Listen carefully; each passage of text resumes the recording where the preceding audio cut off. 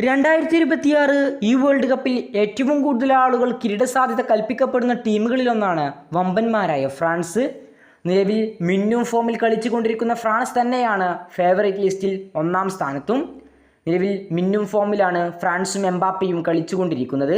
Mbappe ഗോളടിച്ച് കൂട്ടുകയാണ്. അതേസമയം നിലവിലെ ലോക ചാമ്പ്യന്മാരായ അർജന്റീനയും അങ്ങനെ തന്നെയാണ്.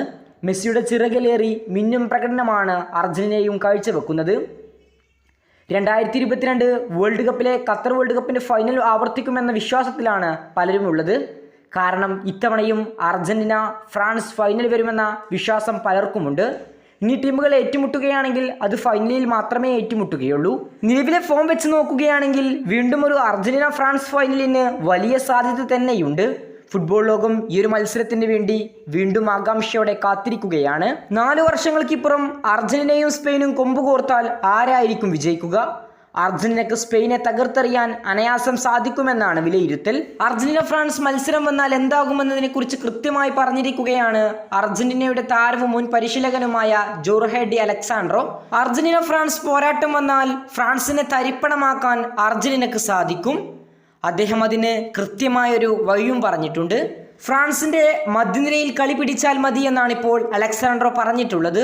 നിലവിൽ ഫ്രാൻസിൻ്റെത് ഏറ്റവും അപകടം പിടിച്ചത് അവരുടെ മുന്നേറ്റ നിര മാത്രമാണ് അർജന്റീനയ്ക്ക് ഭീഷണിയുള്ളത്. ഫ്രാൻസിൻ്റെ മധ്യനിര വലിയൊരു ദുരന്തം തന്നെയാണ്.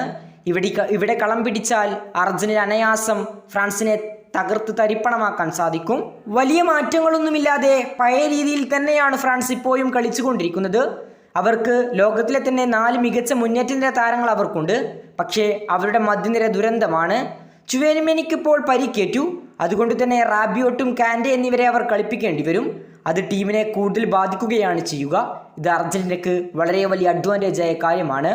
അർജന്റീനയെ മധ്യനിരയെ വെച്ച് നോക്കുമ്പോൾ ഫ്രാൻസിന്റെ മധ്യനിര ഒന്നുമല്ലെന്നും അതുകൊണ്ട് തന്നെ മധ്യനിരയിൽ കളി പിടിച്ചാൽ അർജന്റീനയ്ക്ക് അവരെ അനായാസം പൂട്ടാൻ സാധിക്കുമെന്നുമാണ് അദ്ദേഹം പറഞ്ഞിട്ടുള്ളത്.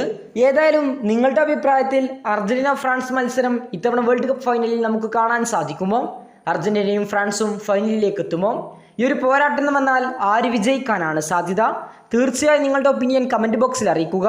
കൂടുതൽ ഫുട്ബോൾ വാർത്തകൾക്കും വേൾഡ് കപ്പ് വിശേഷങ്ങൾക്കും വേണ്ടി ചാനൽ സബ്സ്ക്രൈബ് നൗ.